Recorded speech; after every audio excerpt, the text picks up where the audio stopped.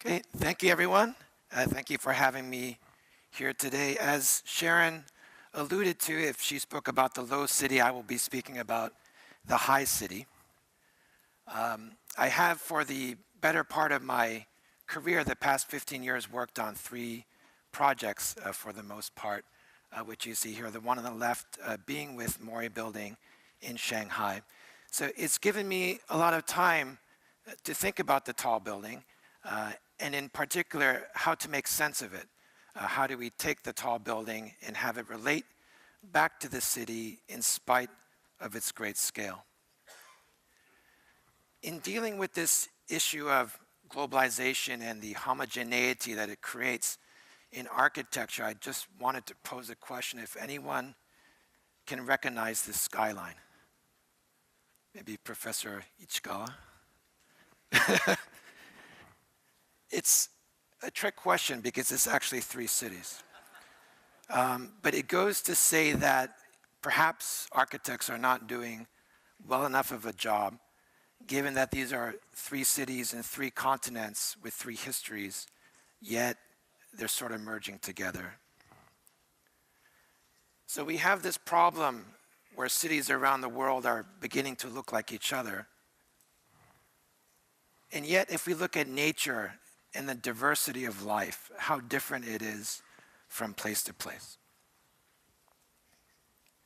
So rather than having one animal fit all the world,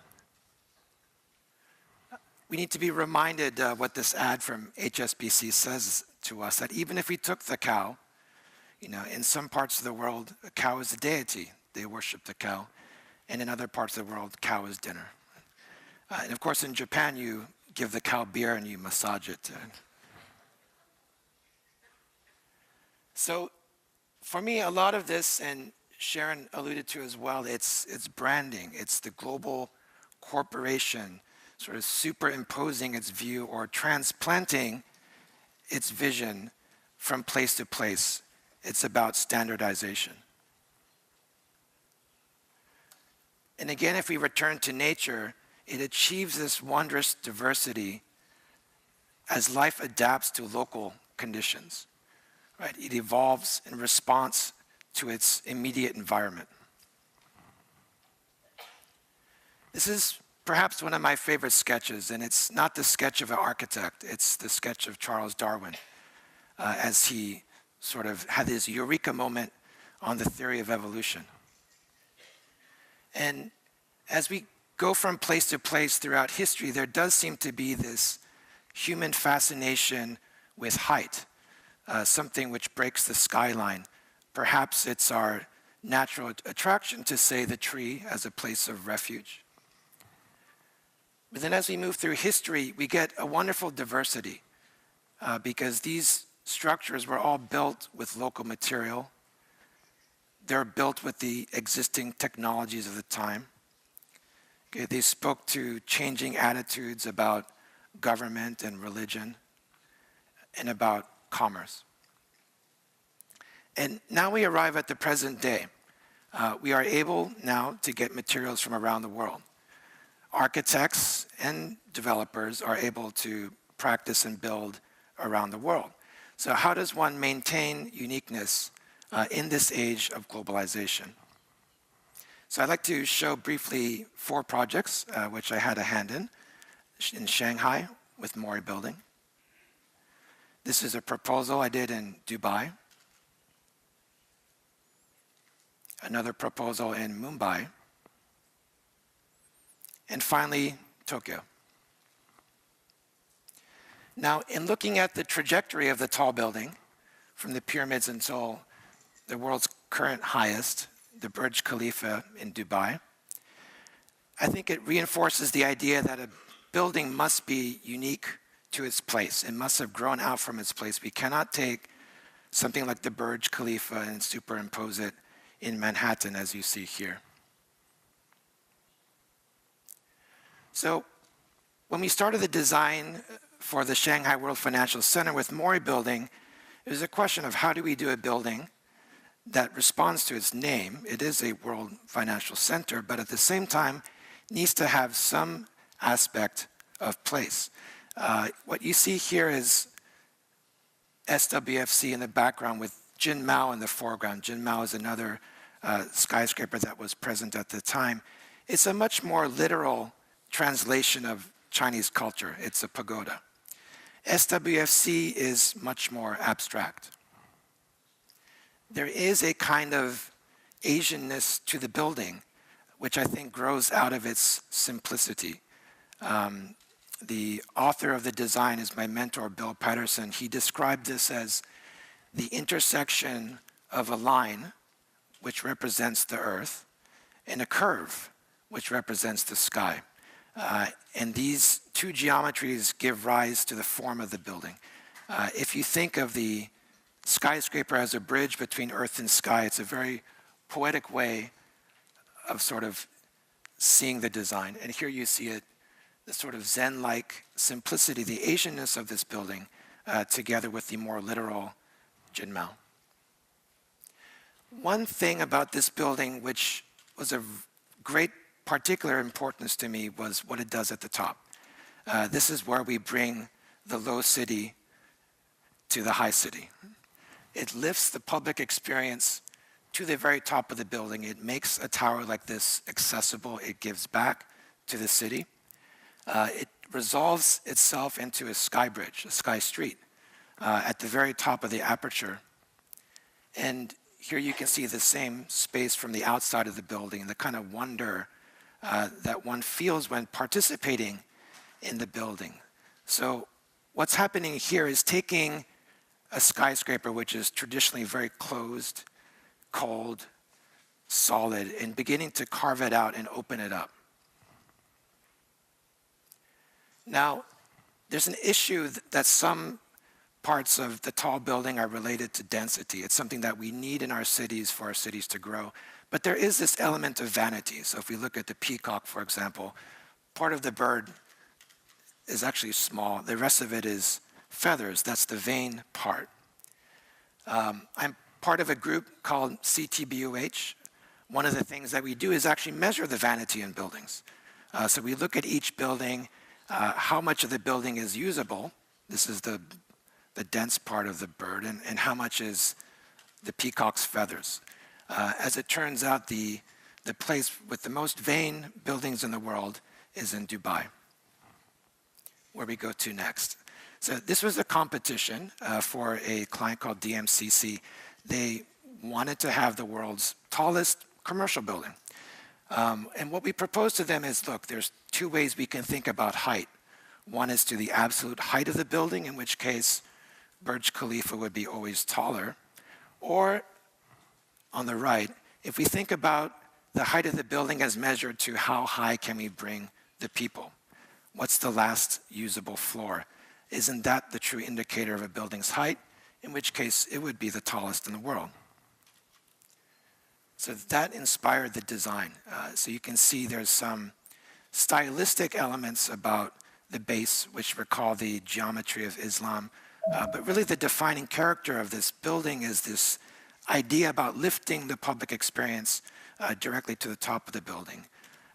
Is perhaps sort of bringing a kind of democratic ideal into a place which actually is a monarchy. It's a very top-down society. This was trying to create a bottom-up building. And then we have a video.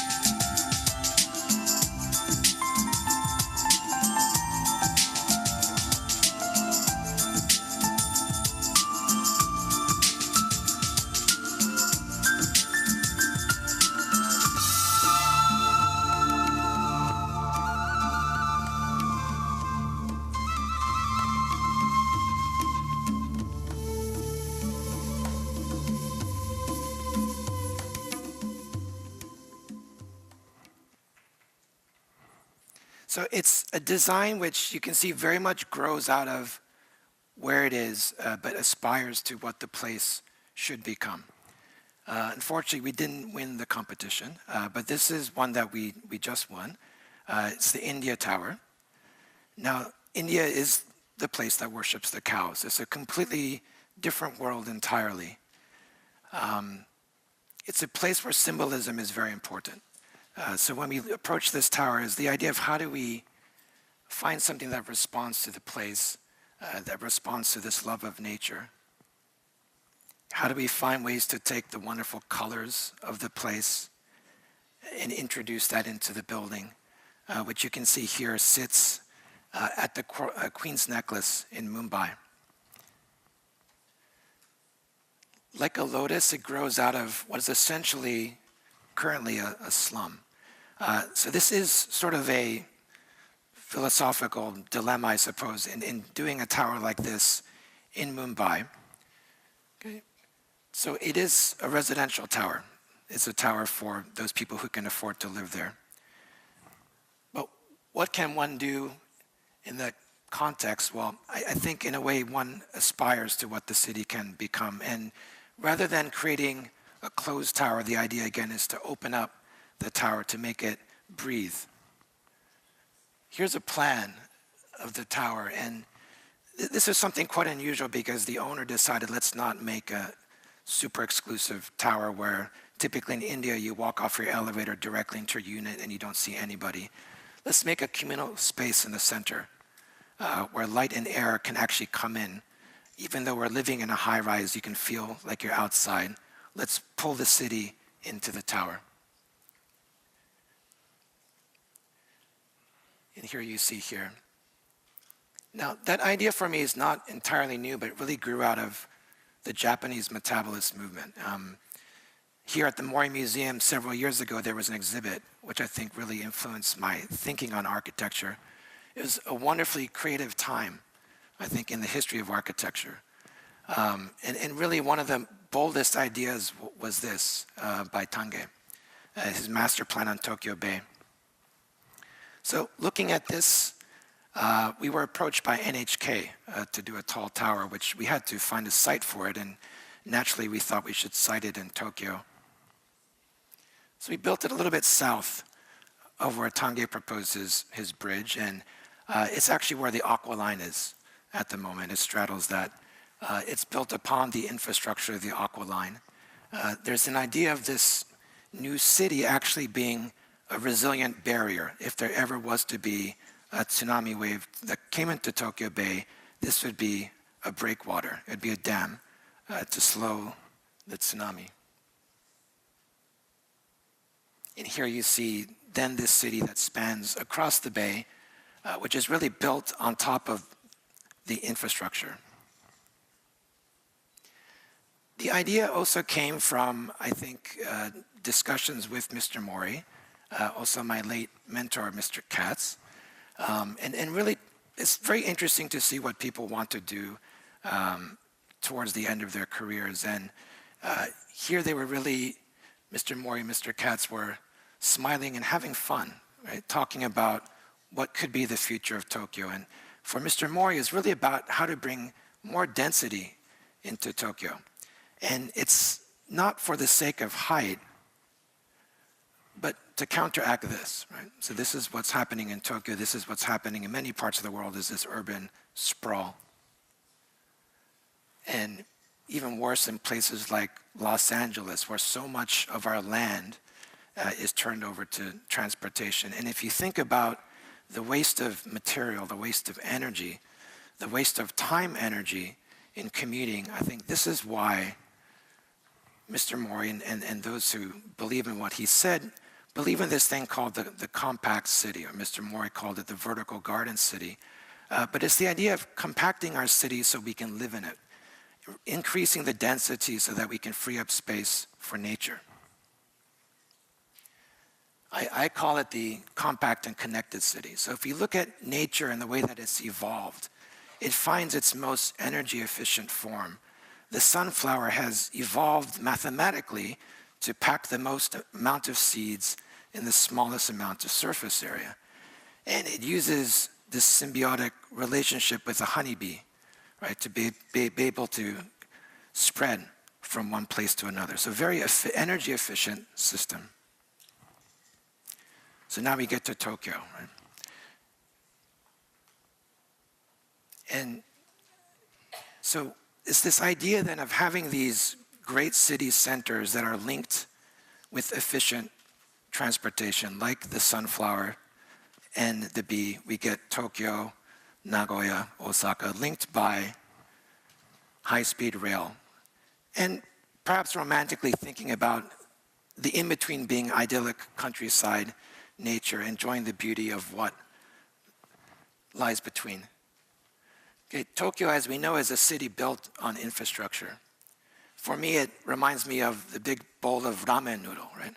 So once in a while you get, Roppongi Hills is like the piece of chashu, right, that sits in the ramen. But, for the most part, Tokyo is this noodle, right? It's the streets that Professor Zirkin was alluded to, right? Or it's the transportation network. But there's also the soup, right? There's all the water. There's Tokyo Bay, right?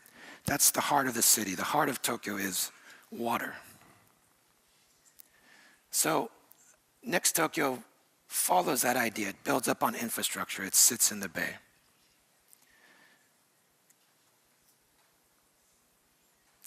And as this infrastructure spans across the bay, it creates the potential for new land. Okay? So it's the idea almost like an atoll. You see these formations in nature, these islands that get created from a rim of a volcano, and then they get filled up with sand and plant material later on. So in itself, it's kind of an analogy for how Japan was created, right? As a country built on volcano. And over time, one would imagine that the space in between these walls gets filled up with the essence of Japan: rice, sakura. Okay. And like the India Tower or the other examples I was trying to show you, is the building becomes porous. It opens up. It allows in nature. It allows in people. Okay. And so it does acquire this certain Japaneseness, if it's a word. It does in the way that it, not literally looking Japanese, but it sort of embraces, I think, some very essential parts of the Japanese character. Okay, so if we think about then, the idea of the building and the tall building and its DNA,